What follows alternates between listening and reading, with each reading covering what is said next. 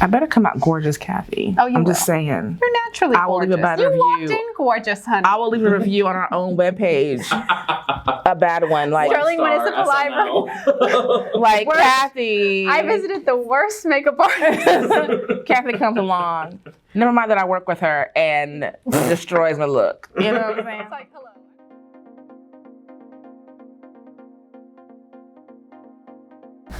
Hello, everyone, and welcome back to another episode of Books and Looks. My name is Kathy Bermudez. Yes, it's different now. I got married, so my new last name is Bermudez. I had to say that. You had to I had to throw it in there. But anyways, we're not here for me. We're here because we have a special guest, Erline, who is going to be talking about a book here, Remote Control by Nnedi Okorafor. Tell us a little bit, first introduce yourself, and then you can get a little bit into the backstory of the book that you've brought here for us. Awesome. Thank you, Kathy. And as usual, I'm going to start prepping your face. Okay, cool. So my name is Erline Mango. I am a librarian here at the library, and they forced me to do this. I want to get that on tape. So a little bit about the book. I love sci-fi first. So I'm a sci-fi junkie, and anything I read now that kind of is like engrossed in African culture, I love it because I'm of African descent. So this particular book, Remote Control, is the fourth book I've read from Nnedi. I'm saying her name correctly. Nnedi, I apologize. Yes. I read Binti, and I love that trilogy. I don't really consider her writing sci-fi. It's more like, to me, like folklore kind of in a way, because yes, it's futuristic, but there's not much sci-fi if you go by the definition of sci-fi, in my opinion. So this particular book, it follows a young 14-year-old girl who's considered like the daughter of death. Her name originally is Fatima. But it changes to Sokovia because something happens, like a meteor shower, and some type of seed finds her and changes her. So she's almost like walking death. So she can bring death to anyone, to anything, villages, people, society. And when she walks around, they see her and they know she's like, death is coming. And they nickname her Remote Control because, slight spoiler, she glows green.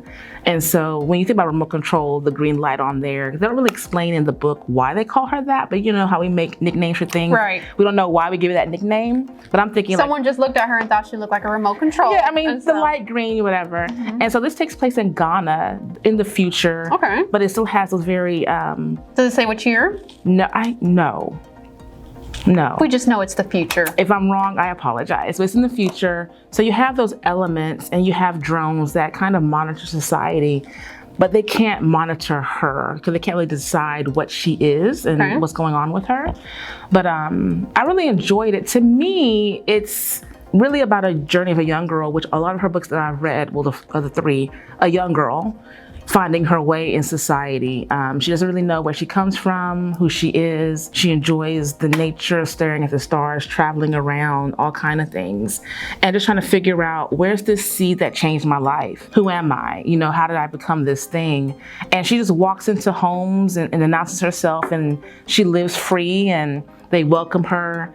And she performs, euthanization. Euthanization? She euthanizes people sometimes and things per request. Okay. But really, to me, So is the future, if I heard euthanizing people per request, so it's people that want to be euthanized? Yes. So is this a bad time? No, it's not a bad time. It's just, I don't want to give too much. It's not really a bad time, but people who are older or going through things. But she can just look at something and it dies. Oh, wow. She can bring death. She can bring life. So that is her power. That is her power. And it came to her kind of strangely, and she's not really sure how, but it was a meteor shower that happened. But it's not described as a meteor shower. She's described as looking up the stars, loving the universe, and some seed hits her. So her whole journey is to look for this seed that changed her life. You know what I mean? I enjoyed it. I honestly don't feel it's a sci-fi. I feel it's more like probably a folktale from Ghana that they just kind of revamped. You know what I mean? Because the only thing that's kind of sci-fi is this type of drone that hovers over, like almost like a stoplight in this area, monitoring people. Okay. You have the flying cars, you have a few things, but it's not described the same way. So you said you had read the Binti series by the same author. So how was this book different from that? I will say it's geared towards adults, but I don't feel it is. Okay. because this author writes for children and adults, but her character, the 4 books that I've read, this one and Binti were all focused around a young woman either coming of age in her teens or just out of her teens. So it feels very YA to me in a way. Of course, with this one you have the death. It's much more gloomy. There isn't any resolve in this one, if I may say. I don't want to root it for anyone. Like with Binti, you have resolve, you have kind of like closure at the end of the trilogy. This one is a novella. So, with novellas, it's more like you're reading an extended poem or extended story. And I love that. And I wonder if she's going to make another part to this. If she doesn't, the way it ends, you feel kind of open, but yet you understand. But I think for this one, if you like to read about young women, because she's very female focused, woman focused, coming of age, finding her place in the world, I think you'll enjoy this. Binti was trying to prove something, and this one she's trying to find herself. So this book, The Remote Control, it's solely focused on her and her journey, and that is the purpose, rather than Binti, you feel like there is like a greater purpose or a greater message behind it? Yes, because this feels more like a folktale. There's a retelling of folktale. Like with Octavia Spencer, the other author that I totally love, you have that folktale-y feel. This is what I get from this particular book. I wouldn't walk into this book thinking, okay, conventional sci-fi. I'm going to get the whole techie feel. I can't talk today, but this is more like a updated folk tale with African lore. Okay, so I have a makeup question for you, because I always like to ask makeup related questions whenever we do these episodes. So your daily routine, what do you usually do for yourself whenever you wear makeup? If you come into the library and you see Erline, she is always looking glamorous, always looking fabulous and fantastic, the best outfits. You're so sweet. And if you're a true library fan, you know that this is true. An icon. Oh, stop it. Stop it, keep it going. Stop, it's true. Stop, it's true. Honestly, on a daily, I don't really wear makeup. And with 2020, the mask, while my eyebrows were good, I was good. But when I do wear makeup, I only like to really play up my lips. Oh, yes. So I just do a little bit of eyebrow filler, even though they're already pretty full, just to kind of define it a little bit. A good liner, mascara, and a popping lip. I have another question for you. Oh my goodness, okay. So how long did it take you to read this book? Is it a quick read? Is it like a sit down and one go read? Is it like a casual? Okay, full transparency, I have been spoiled by audiobooks. So I really dislike holding books. Community, don't hate me, book community. But this book is really, really quick, which I loved it. But all of her books are quick reads that I've read so far. This is only... It was quick to read or quick to listen? I did a read. I actually held the book in my hand and read it. And you actually read this one? Yes. It's only, I want to say at the most, 150 pages, maybe a little bit less. Even with her Binti series, each book is super thin. Like you can read the whole... If you're a voracious, ravenous reader, I'm probably using the wrong words, you can read the whole 3-book series in a day if you wanted to. This one took me about a half a day, and I had to go back and reread it because I think I missed things when I was reading it. So, but I enjoy it because what I do like about her writing in this particular book, and most YA or teen books that I read, even though this is an adult sci-fi, it jumps right into it. There's no extra lagging. You go right into the action. Oh wow, this is who she is. You know what I mean? Right. And what I do enjoy about this book and her writing is the imagery. When you're reading it, you can actually build the space in your head. You're building the character. You're building everything. Like describing her walking covered in shea butter to cool her body off, and only have her eyes showing, but she was glistening, and just walking with such presence at a young age. You kind of already feel that and see that. I think people are either going to love it or hate it. Working here, being a librarian and loving sci-fi, I can tell you that some people are diehard. If it's not technology-based sci-fi, they don't want to read it. And they're telling you right now, that's not science fiction. So you have some people really get upset that you have fantasy mixed in with sci-fi. It should be a total different thing. Like this is not different category. This is not science fiction. This is fantasy, which is true. You have fantasy, but it has to go under like one. You can't have another call number. This is fantasy. So, have you gotten your makeup done before? I have. I went one for a major birthday milestone. Will not discuss my age. Okay. And that was interesting. And then the second time. Interesting. Did you feel comfortable? I did feel comfortable, and I was like, wow, I look good, you know?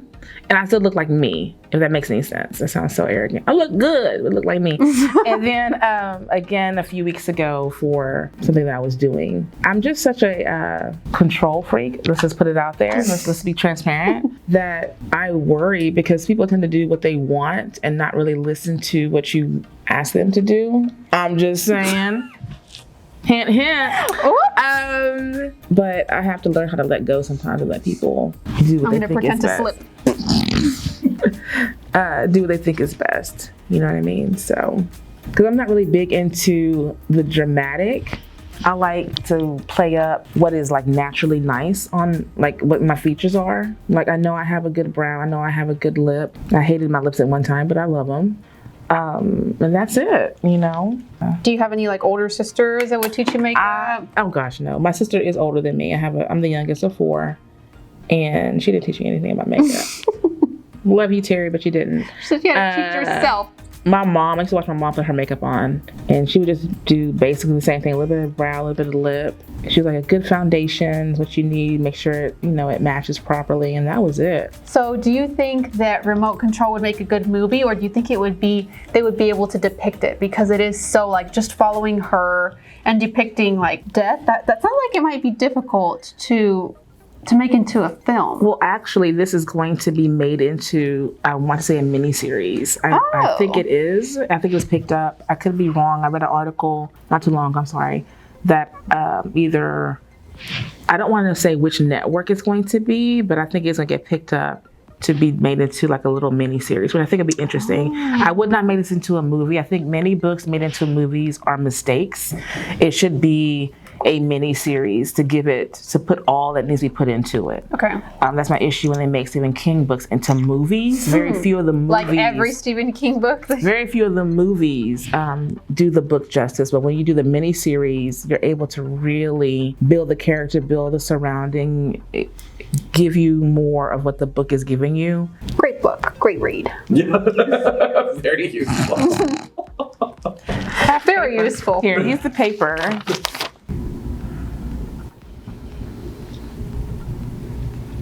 No. So, do not be startled. I'm going in.